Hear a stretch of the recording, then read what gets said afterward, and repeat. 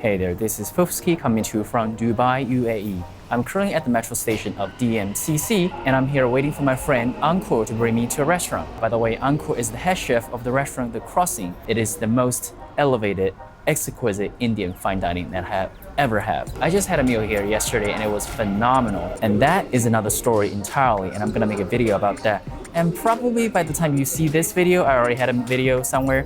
Anyways, Ankur is bringing me to a restaurant. It's also run by him, serving some Asian-style street food.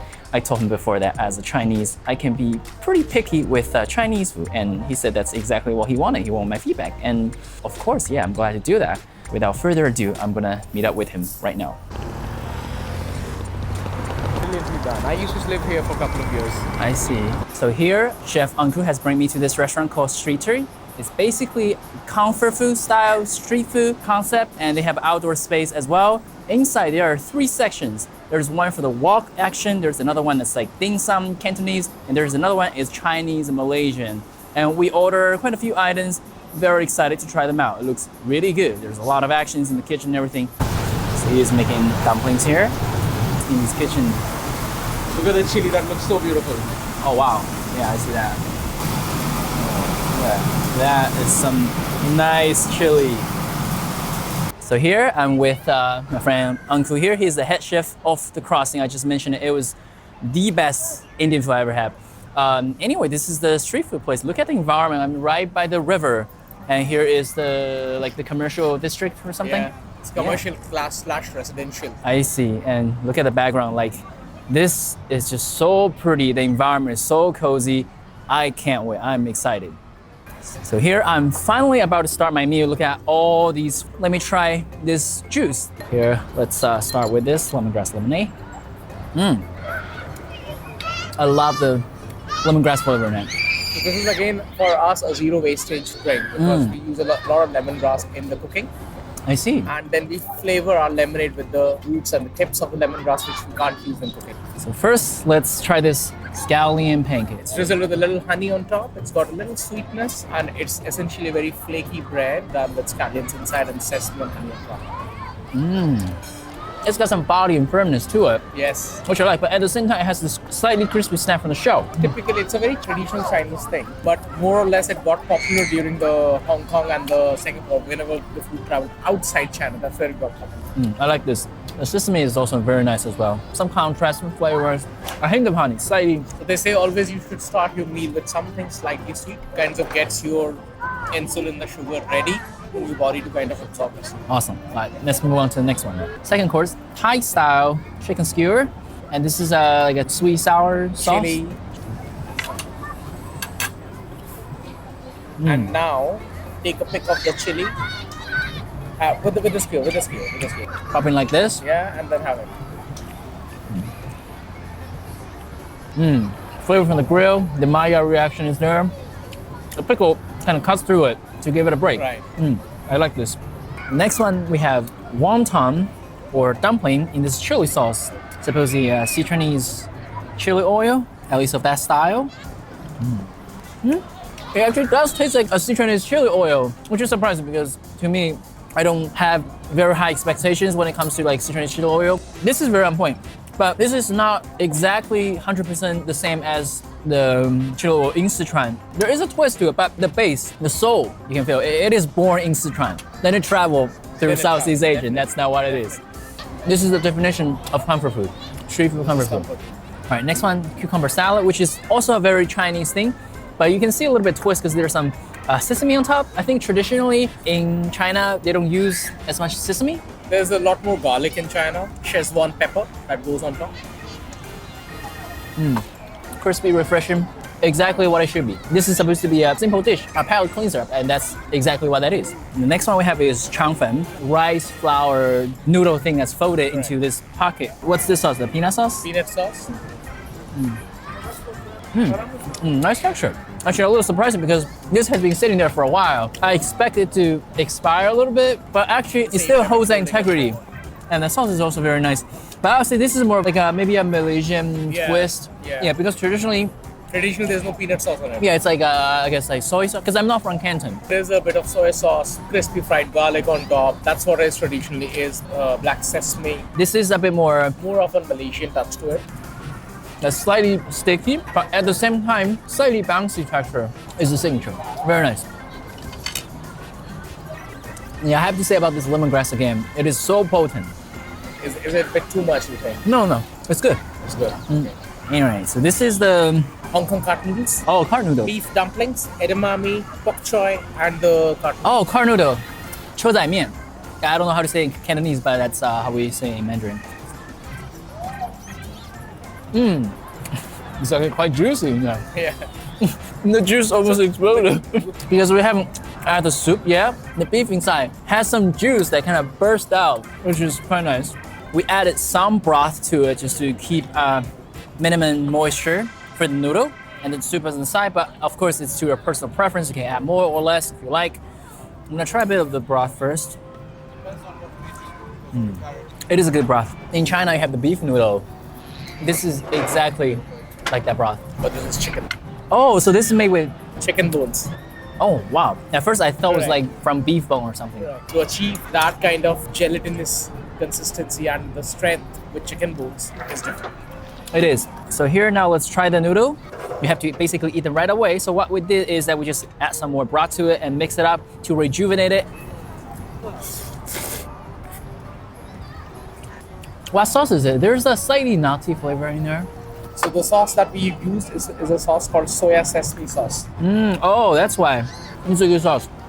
All right then, so here is the Hainanese chicken. We already have 3 sauce mixed in. What I'm gonna do is I'm gonna add some broth to it, then mix it up. The chicken is steamed.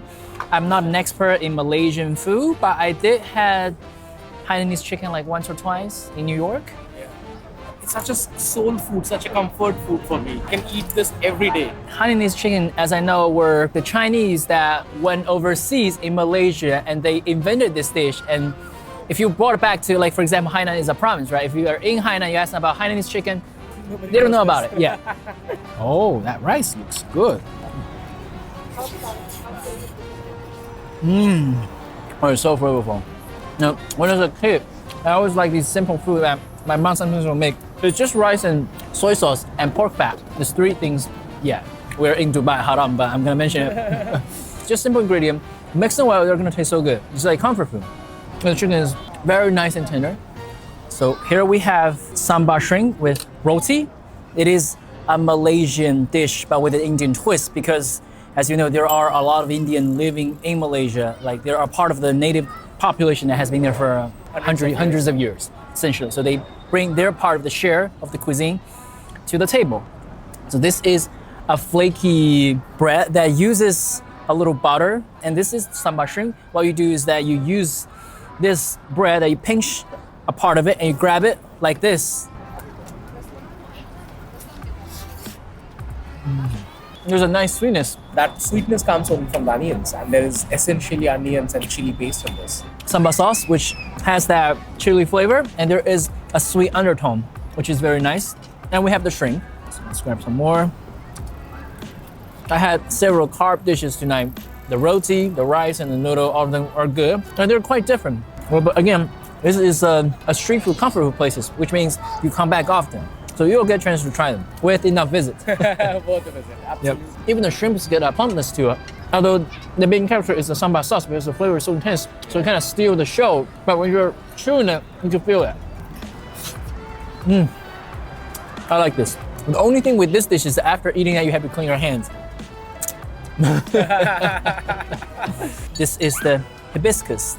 Look at this. This looks actually quite pretty. I think this looks prettier than the one I had in New York. This one, it has a prettier color. The fruitiness, slightly tangy, but very subtle. The hibiscus comes out very nicely in that, very clean flavor. Very clean flavor, exactly. Same as this one. That's the where I want to use it clean. For the lemongrass, like I said, it's potent, but it's not, in a sense, it's so condensed. Also very refreshing. Good for summer, good for in between meals. It's just good for refreshments. All right, so next dish, the name is Pad See Ew. Pad See Ew. This is a Thai. Pad See Ew literally means fried noodles with soy sauce. Okay, I can see that soy sauce color from it. Some chili, some sugar, pickle on the side. Now it's being fully mixed. Yeah, I can feel this is at its best. The noodle has not settled down. It is in its prime. This reminds me of a Chinese dish, actually. Yeah.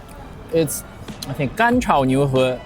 It's like a dry fried, like a noodle dish. Remember that Chang Fen we had earlier? Yeah. I think New He is similar. That's made with rice flour, but they made it into this flat noodle. And you stir fry it. It tastes like that. Similar maybe. Yeah. Similar. But of course with a Thai twist. I mean, culturally, there has been trade between the two countries, so I'm sure one of the dishes has influenced the other one. Yeah. We don't use lemon in the Cantonese dish, so there is that tropical vibe to it.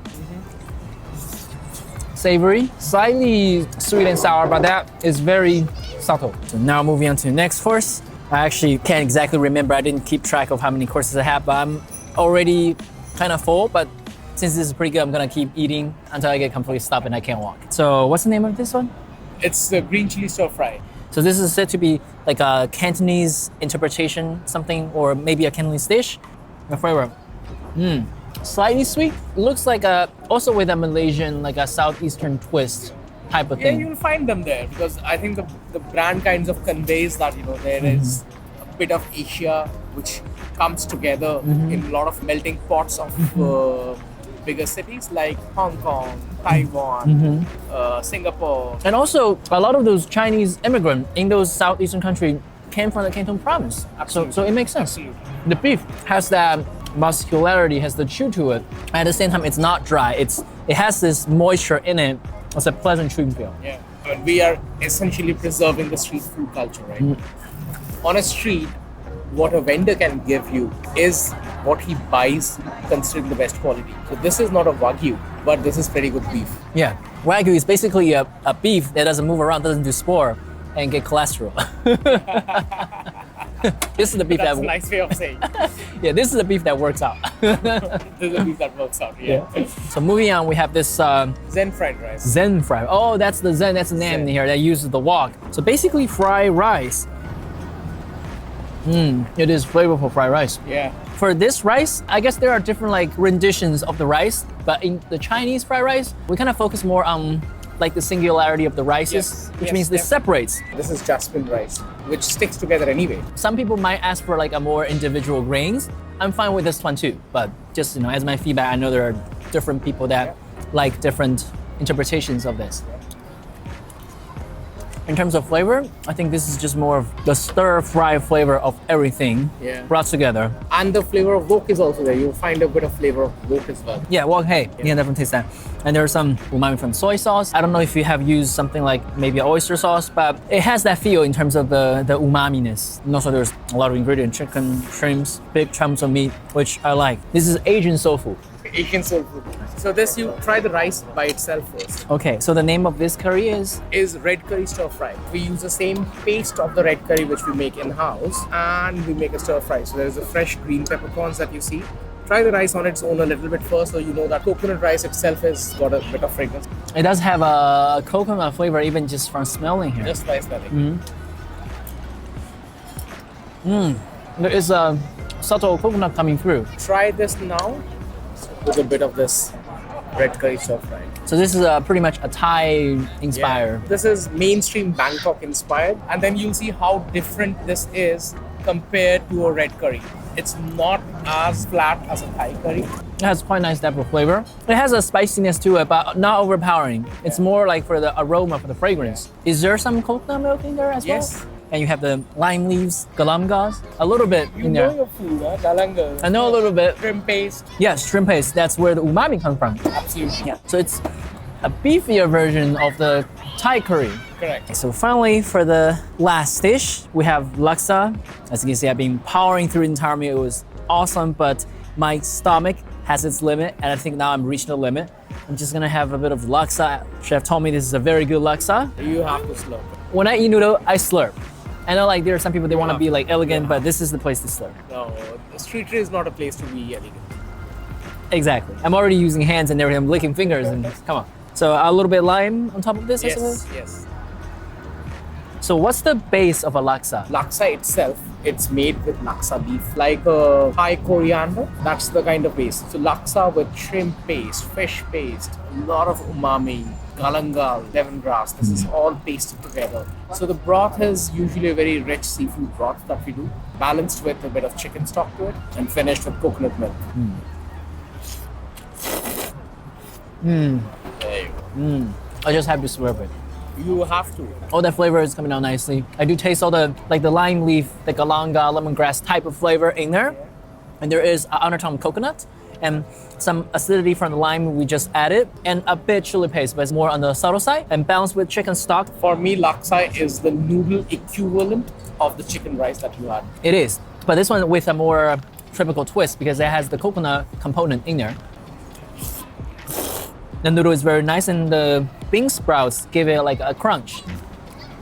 It's very nice, but I have to say that because I'm already at like maximum 95, 97%. If I'm more hungry, I'm gonna enjoy it more.